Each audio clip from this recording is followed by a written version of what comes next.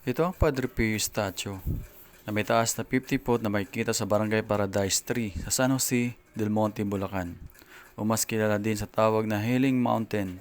Alam niyo ba na may magandang kwento ang Padre Pio statue? Sa video ito ay alamin natin ang makulay na kwento ng Padre Pio statue at kung bakit ito tinatawag na The Healing Mountain.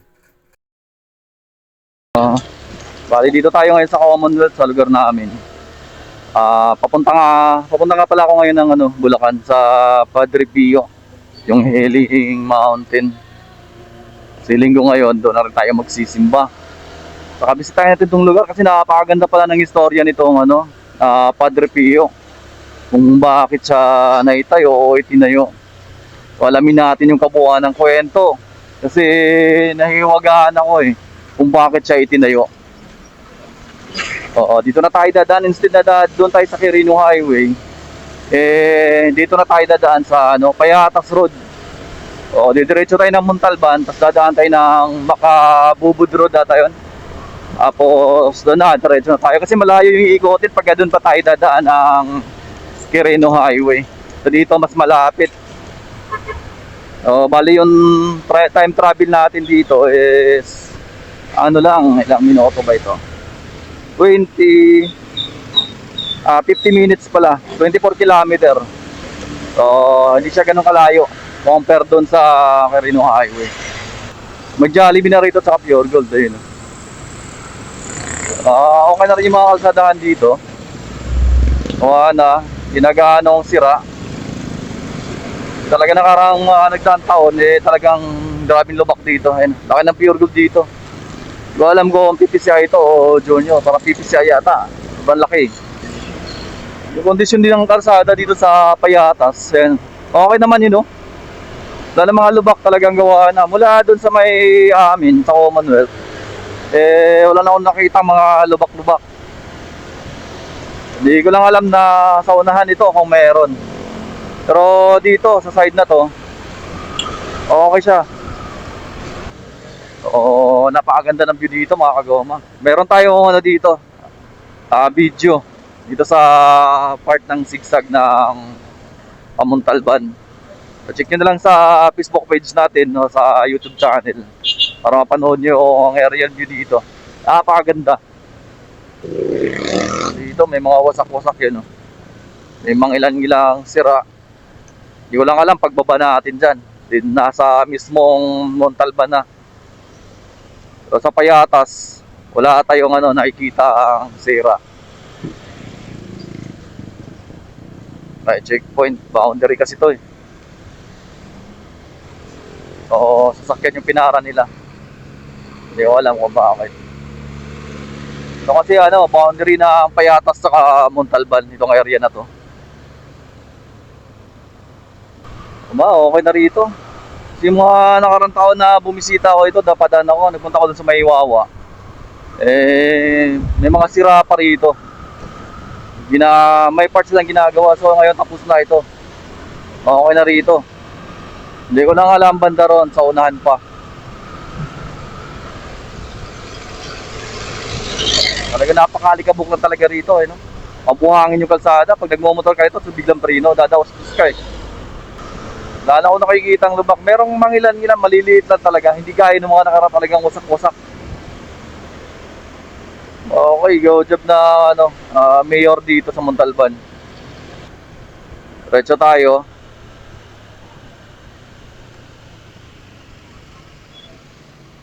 Papuntang sentro na yan. Papuntang San Mateo, dyan din.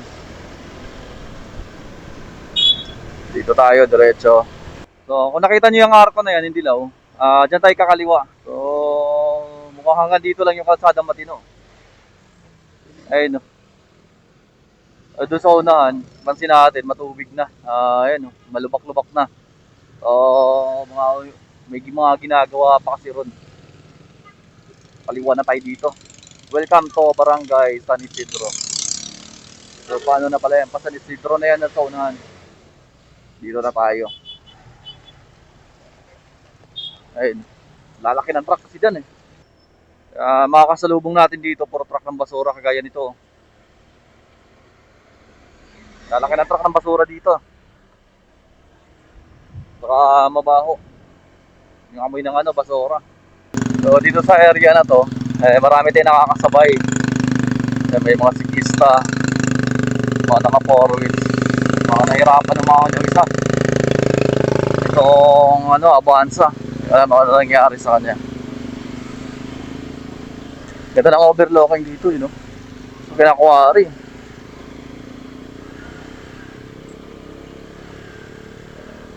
May kuwari doon sa ginagawa sa likod. So ito na mga goma, malapit na tayo. 3 minuto na lang daw mula dito sa tayo natin patungo ron. So nasa 1.1 kilometer na lang yung destination natin. Ayun, natatanaw na natin.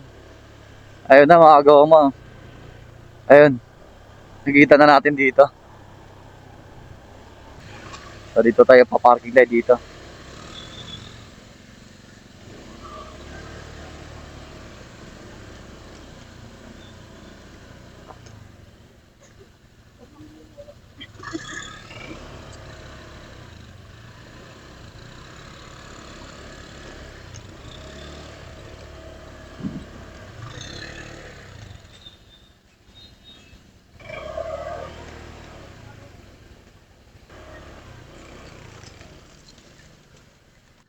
So okay, malapad din parking dito, marami rin.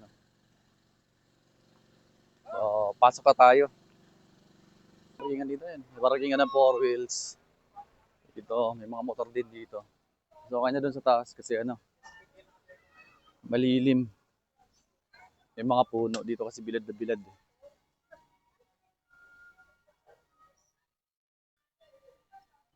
Maglalagin muna tayo dito. Entrance. May nabibili rin dito ng mga souvenir ni Padre Pio. Kakalaga siya ng 450.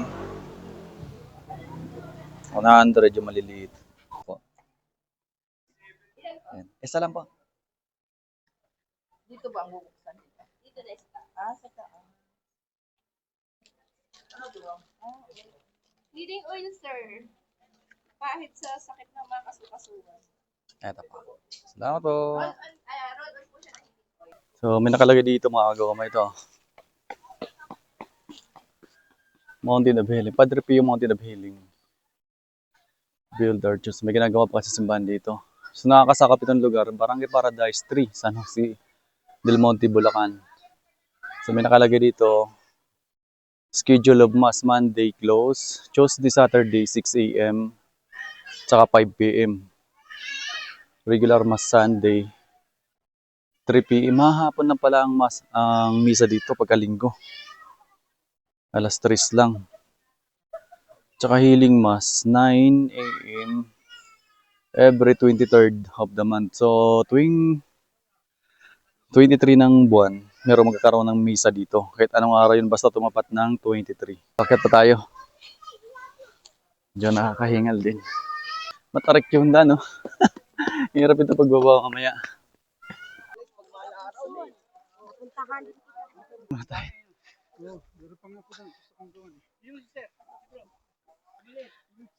Ito yung maliit lang.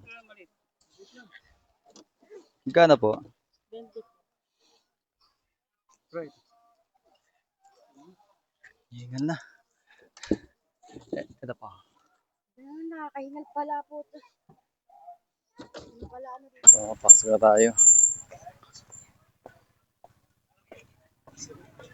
Sabi ni ate doon sa baba na nakausap natin, bilang tubig. Ano daw 105 steps. Malalaki naman yung agwat, Tama.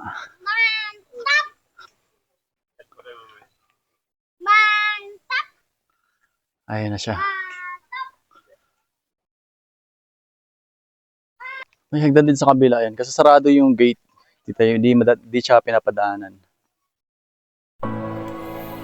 Ang Padre Pio statue sa Barangay Paradise 3, San Jose del Monte, Bulacan ay bunga ng isang natutupad na kahilingan ng isang mag-asawa nang lumapit at humiling kay Padre Pio ng isang anak.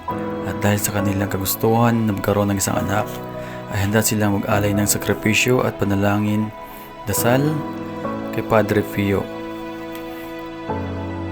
Si Padre Pio ay kilalang mapaghimalang santong pari, kaya isa ito sa mga napili na lapitan ng mag-asawa at hilingin ang isang biyaya. At dahil dito, sa lalim ng kanilang pananalig kay Padre Pio, kasama na ang maraming dalangin at dasal. At kalaunan ay dininig ang kanilang kahilingan at panalangin. Dahil dito ay lalo pa silang napalapit sa santo. At bilang pasasalamat, nagpatayo sila ng isang replika ni Padre Pio dito sa kanilang pribadong lupa. At ito ngayon ang tinatawag na The Healing Mountain. Sa taas na 50-foot na statue na nakatayo sa taas ng bundok. Mula dito, naitayo ang statue ni Padre Pio.